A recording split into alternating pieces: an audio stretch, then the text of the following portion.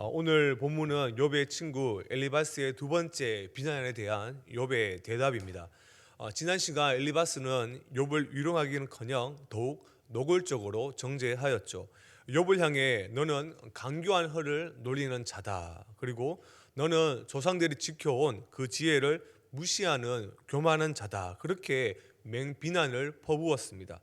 가장 힘들 때 곁에 있어줄 그 친구가 이제는 오히려 아픈 가시가 되어 욥을 찌르고 있지요. 아무도 내 편이 없는 고립무원의 상태, 그 절망의 끝자락에서 욥은 오늘 본문을 보면 절규하고 있습니다. 그 절규가 바로 1절부터 바로 등장하는데요. 철저히 고립된 욥은 기진맥진하여 나의 영광스러운 시대는 이제 끝이 났고 이제 나를 기다리는 것은 무덤뿐이다라고 절규합니다. 삶보다 죽음이 낫다 그렇게 이야기하고 있지요. 1절의 고백을 보실까요? 나의 기운이 사이였으며 나의 날이 다였고 무덤이 나를 위하여 준비되었구나.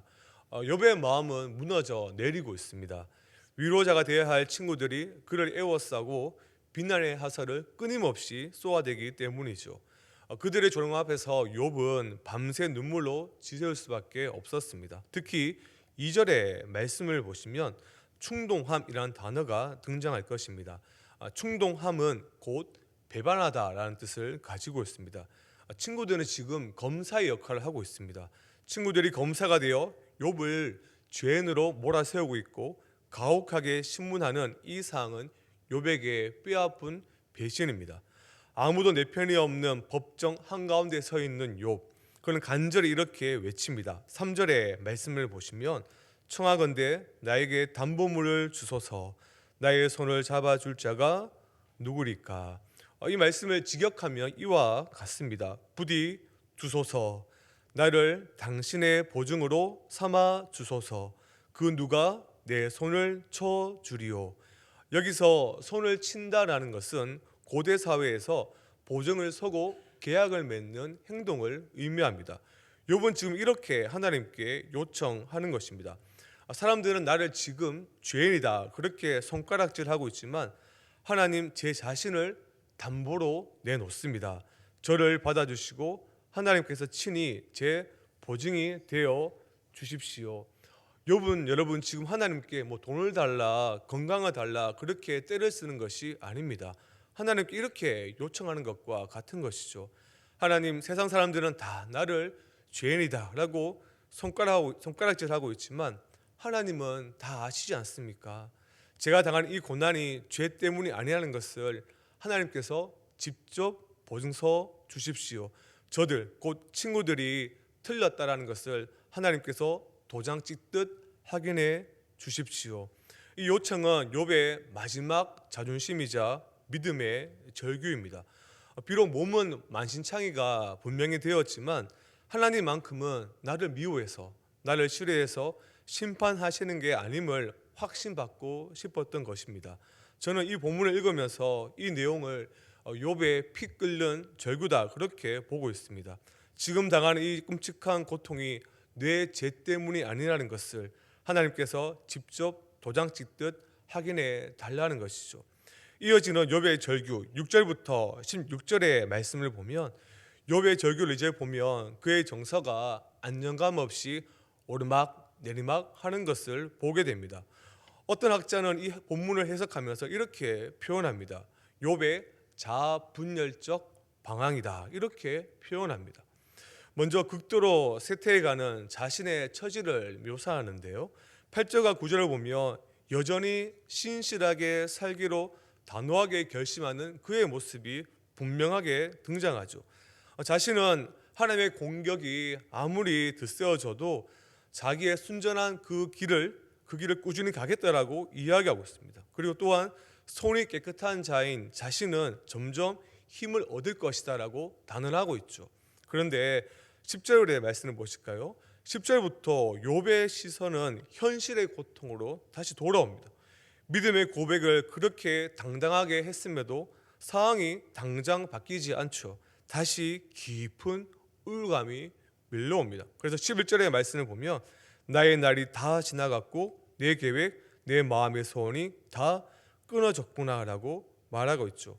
밤이 낮이 되고 낮에도 어둠이 깔린 것 같은 절망적인 상태입니다. 그리고 오늘 본문에 가장 충격적이고 비극적인 그런 고백이 13절부터 16절에 등장합니다. 욥은 이제 살 소망을 다 내려놓습니다. 스올 곧 무덤이 내 집이 되었으면 좋겠다. 흑암 속에 내 침대를 펴고 눕고 싶다라고 이야기하고 있죠. 욥의 고통이 얼마나 끔찍한지 가늠해 볼 수가 있습니다. 그는 지금 무덤을 향해서 어떻게 얘기합니까? 너는 내 아버지다라고 이야기하고 있습니다. 시체를 파먹는 징그러운 구더기를 향해서 너는 내 어머니, 내 자매다라고 이야기하고 있죠. 이것이 정말 무덤과 구더기가 좋아서 부르는 친근한 애칭일까요?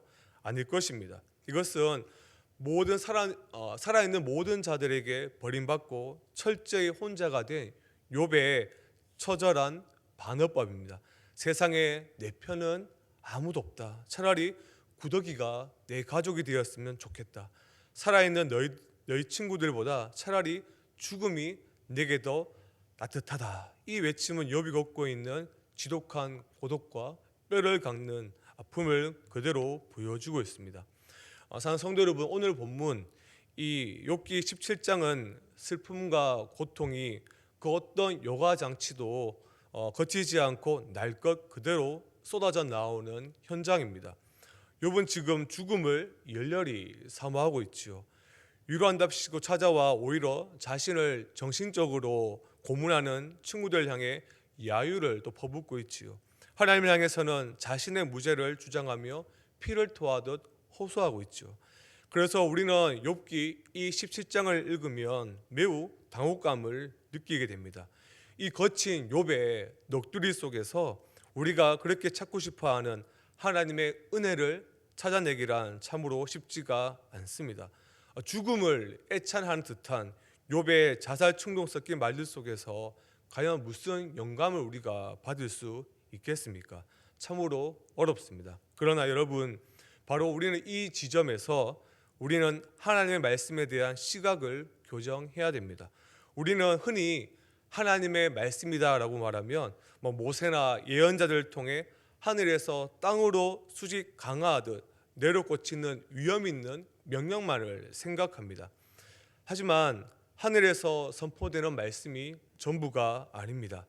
땅에서 하늘로 올라가는 우리, 즉 인간의 항변, 찢어지는 가슴에서 터져나오는 우리 인간의 탄식, 그 처절한 불평까지도 하나님의 기전에 닿아 그분의 마음을 움직인다면 그것 또한 하나님의 말씀입니다. 그것이 바로 우리가 아는 시편의 내용들이죠. 하나님은 결코 인간의 고통에 귀를 닫는 분이 아니십니다. 출애굽기 22장 23절의 말씀을 잘 아실 것입니다. 하나님께서는 고아와 가부의 울부짖음을 들으시고 어떻게 약속하셨습니까? 내가 반드시 그 부르짖음을 들으리라. 힘없는 자들의 억울한 하소연이 하나님께 상달될 때 그 소리는 하나님을 움직이는 강력한 말씀이 되었습니다. 욥의 절망적인 언어 역시 마찬가지입니다. 이것은 단순히 자신의 신세를 한탄하는 것이 아니라 하나님의 가슴을 향해 타전되는 하나님만이 들을 수 있는 영혼의 구조 신호입니다. 오늘 우리 주변을 한번 돌아봅시다. 분명히 정도의 차이는 있겠지만 절망이라는 거대한 벽 앞에서 신음하는 우리의 이웃들이 분명히 있을 것입니다. 여러 가지 문제가 있겠죠. 가정 문제, 무너진 재정, 깨어진 관계 속에서 차라리 무덤이 내 안식처가 되었으면 좋겠다라고 느낄 만큼 삶을 포기하고 싶은 이들이 우리 곁에 있을지 모릅니다. 그래서 오늘 본문은 우리에게 무엇을 요청할까요? 영적 문해력을 요청하고 있습니다. 죽고 싶다 그렇게 외치는 욥의 자포자기적인 언어를 보며 믿는 사람이 어떻게 저런 불경한 말을 하느냐라고 정죄해서는 안 됩니다. 워딩 그대로 받아들이는 태도에서 우리는 벗어나야 됩니다. 하나님을 향한 불평과 원망의 단어들을 그렇게 나열하는 지체들을 보면서 반면교사로 삼을 제약이 아니라 우리가 깊이 공감하고 끌어안아야 할 아픔의 언어입니다. 우리는 절망에 빠진 사람들의 거친 합법 뒤에 숨겨진 나를 좀 살려달라, 나를 좀 살려달라는 네 명의 그 비명을 들을 수 있어야 됩니다. 그 비명을 읽고 함께 아파하고 기도해야 합니다. 그럴 때 고난과 아픔, 절망의 자리에 있는 지체들이 표현은 서툴고 과격하더라도 그 아픔을 이제 함께 공유하고 기도를 요청할 수가 있는 것이죠. 여러분, 교회라는 곳, 교회는 곧 이 신앙 공동체는 아픔이 걸러지는 곳이 아니라 아픔이 숨 쉬어도 되는 공간이 되어야 됩니다.